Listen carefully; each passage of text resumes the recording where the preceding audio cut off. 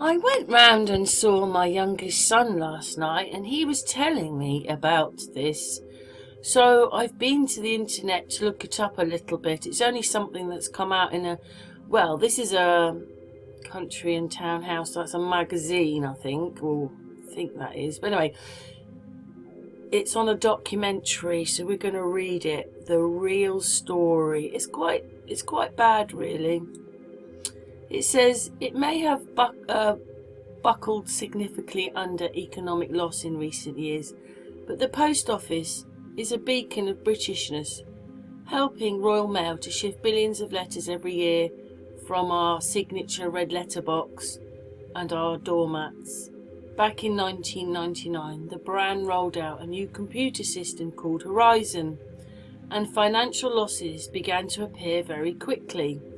Rather than realise this was a computer error, Postmasters, the people in charge of the post offices, since 99% of them are franchised, were held responsible for the losses and tasked with resolving any discrepancies. Better still, each postmaster was told they were the only one experiencing these issues.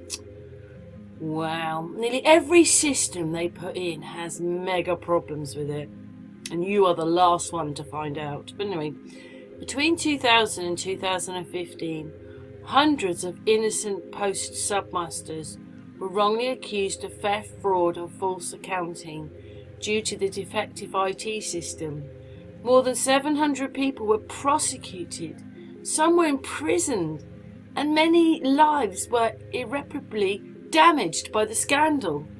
While the recent landmark Court of Appeal decision to overturn these convictions has finally exonerated and cleared the names of hundreds of wrongly accused postmasters, some tragically died before they could find the justice. Oh, it's terrible, isn't it? Amongst prosecution, Submaster Alan Bates refused to back down, and he, along with Joe Hamilton, Neil Thomas and Lee Castleton, is the subject of the TV's new dramatisation Mr. Bates versus the Post Office. This must be what my son's talking about. In 2009, they decided enough was enough and formed a group to fight the cause.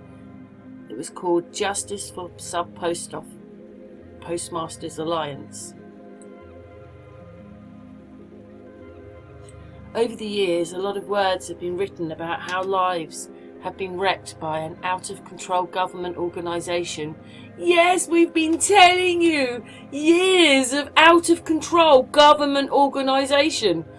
However, they have never come close to expressing the true horrors that have been inflicted on people, says Alan Bates. I think this drama is the first time anything has come close to getting across the suffering of many of the victims have had to cope with.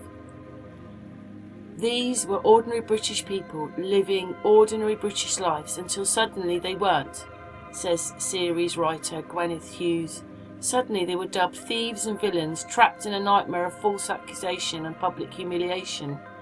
Innocent people, pillars of their communities, and the worst of it is that each of them were told that they were the only one having the problems with the Horizon computer system.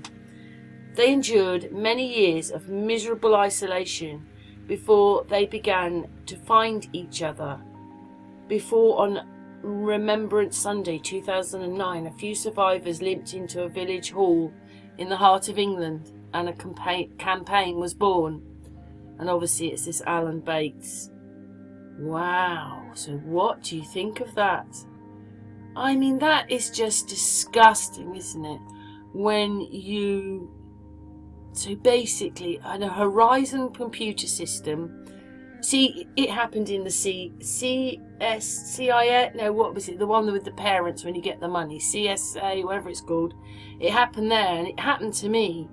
And what you found out was that what they do is, this file's got a problem, so put it on their desk. They're not back for 6 months. And then you could never find out about your case. And in the end, I did, years ago, get a bit of money. But it's the same thing. Every time they put a computer system in, there's great big problems. And the last ones to find out is you. eBay had it. I told them when I listed it twice.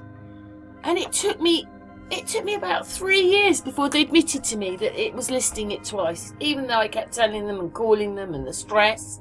And obviously the relisting, the money, the whole thing. They are disgusting, these institutions. What trust should they have? They're just money grabbers. I hope the post office never ever recovers from this, because now we have to pay nearly £1 to send a letter. It's disgraceful. And what is it under? It's the Royal Mail. So it's them again. Anyway, what's your thoughts to this? I'm just appalled, really. And as I say, this is a documentary. I think I don't know whether it was on last night or whether it's you can do catch up on the telly, but it said it in there somewhere. Mr. Bates versus the Post Office. I think that's what it's called. They are new dramatisation. It's just disgusting. These poor people. Anyway, thanks for watching. What's your thoughts?